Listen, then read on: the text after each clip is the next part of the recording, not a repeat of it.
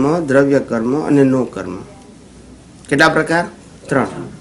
ભાવ કર્મ, દ્રવ્ય કર્મ અને નો કર્મ.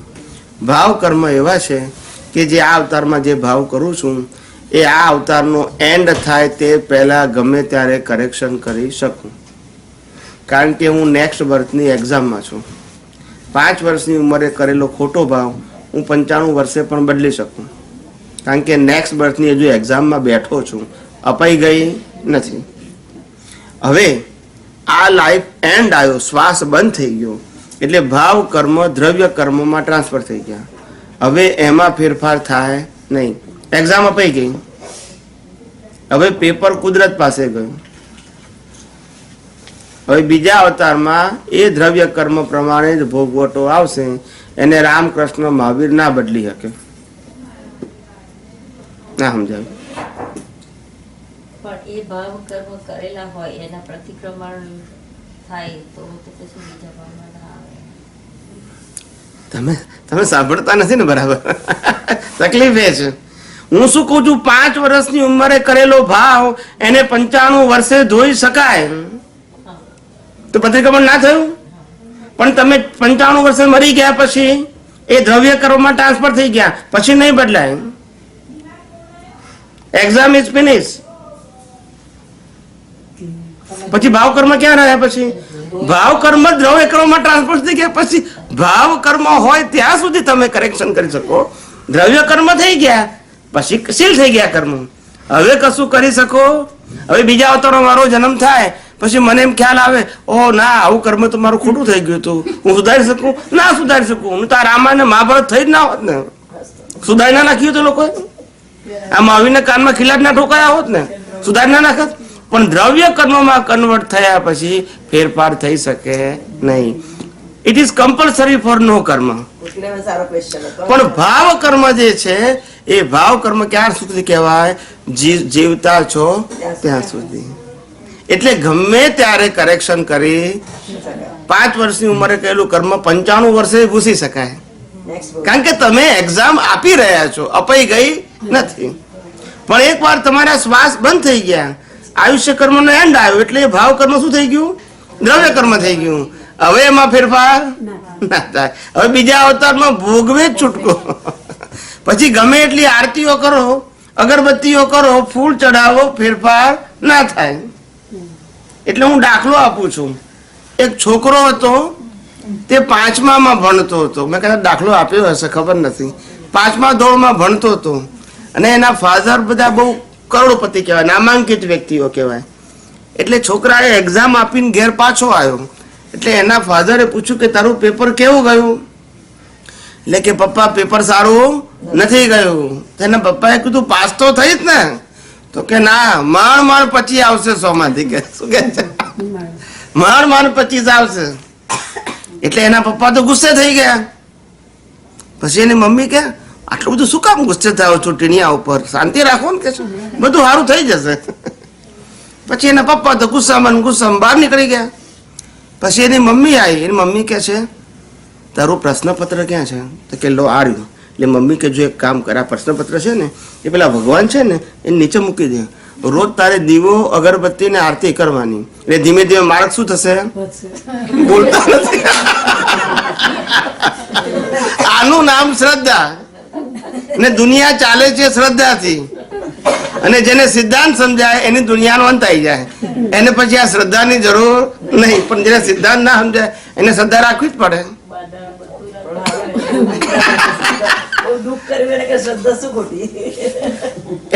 એટલે કહેવાનો મતલબ છે કે માણસની જે માન્યતા છે એ માન્યતા એટલા લિમિટેડ ઝોનમાં ફર્યા કરે છે કે જેને કારણે એના જન્મ ચક્કર ના ઈચ્છતો હોય તોય ચાલુ રહેશે. એની ઈચ્છા નથી પણ ચાલુ રહે છે. કારણ કે એની પાસે લેવલ ઓફ અન્ડરસ્ટેન્ડિંગ ફિક્સ થઈ ગયું છે. એનાથી બિયોન્ડ જતો જ નથી ને. એની બેરિયર તોડી તો આગળ જાય ને. એની એ માન્યતા છે કરવાથી થાય છે. આ મોટામાં મોટી ભ્રાંતિ છે. શું કીધું? કરવાથી કઈ જ ના થાય. તમને નહીં, અમને હતું, બધાને હોય જ ને. એ તો એમાં ના ક્યાં પાડીએ છે? જ્યાં સુધી આ વિજ્ઞાન ના સમજાય ત્યાં સુધી બધા પાસે કર્તાપણાની દ્રષ્ટિ હોય જ, બીજો કોઈ ઓપ્શન જ નથી. એટલે કર્તાપણું કરવાથી થાય.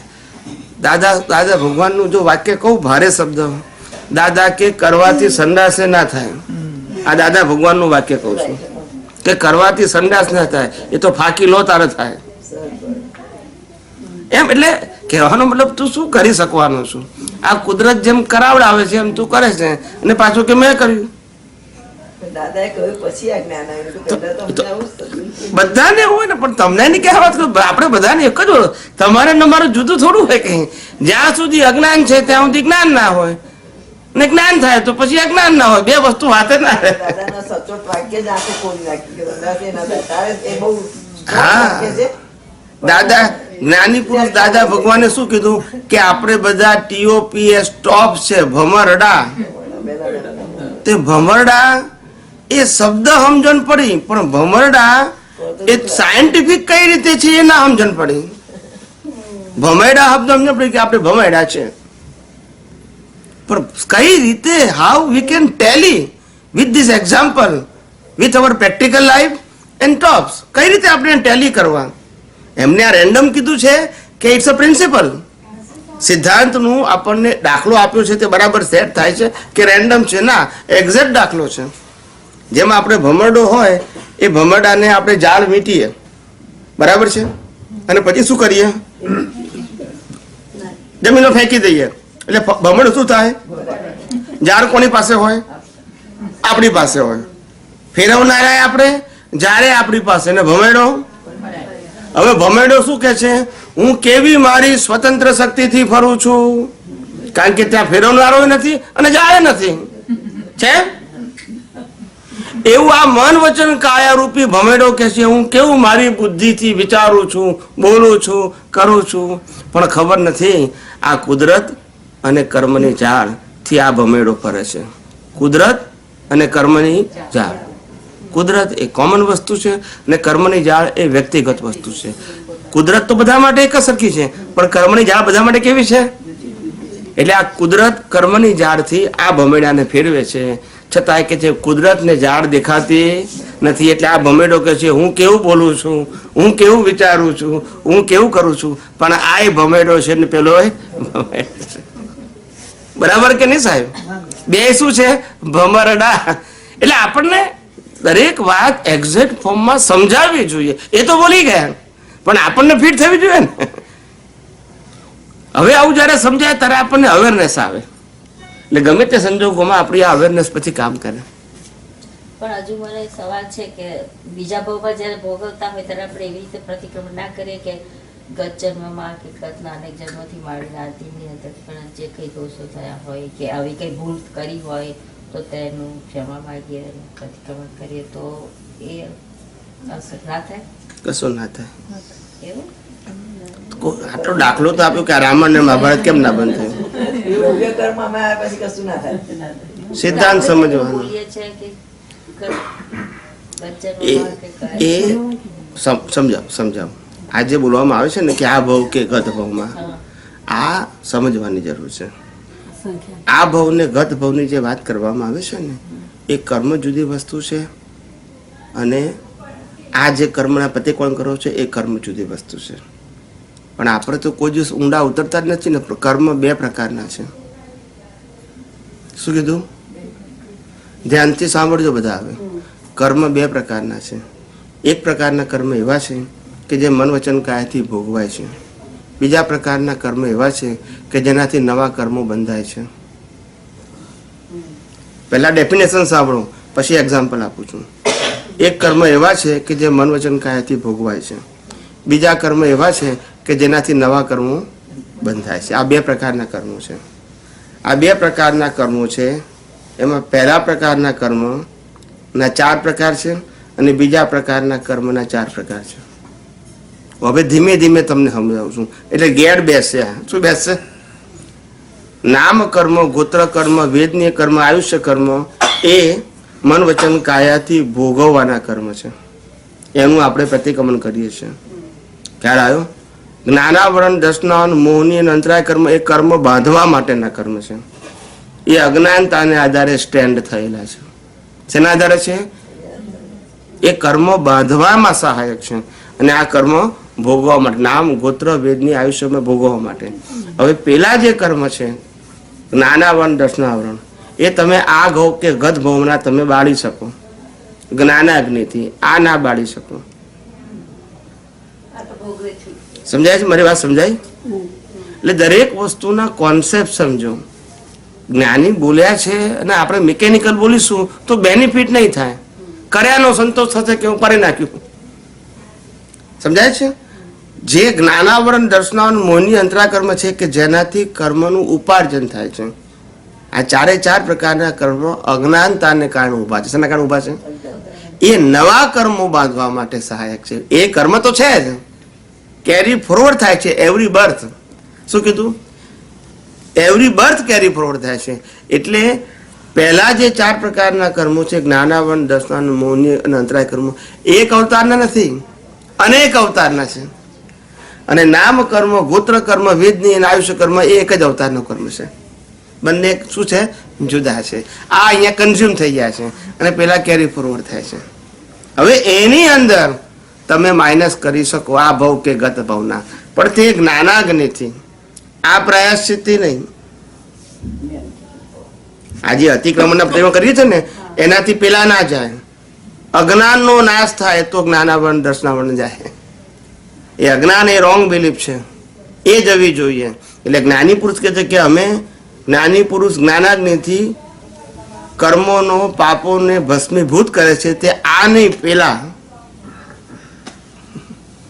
સમજાય? આમાં ફેરફાર ના થાય. ના સમજાય?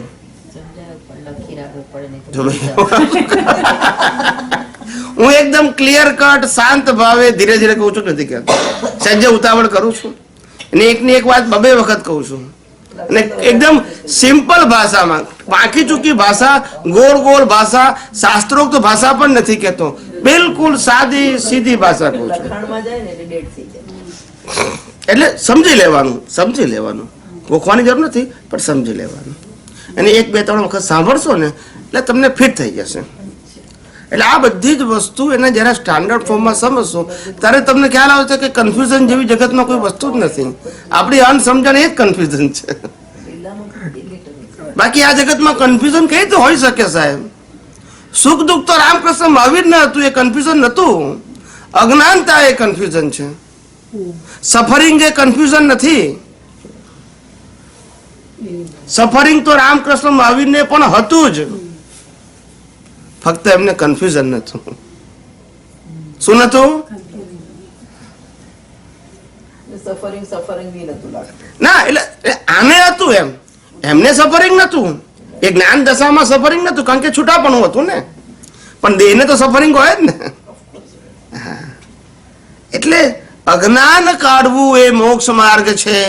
પ્રકૃતિને સુધારવી તે મોક્ષ માર્ગ નથી. પ્રકૃતિને બદલવી તે મોક્ષ માર્ગ નથી.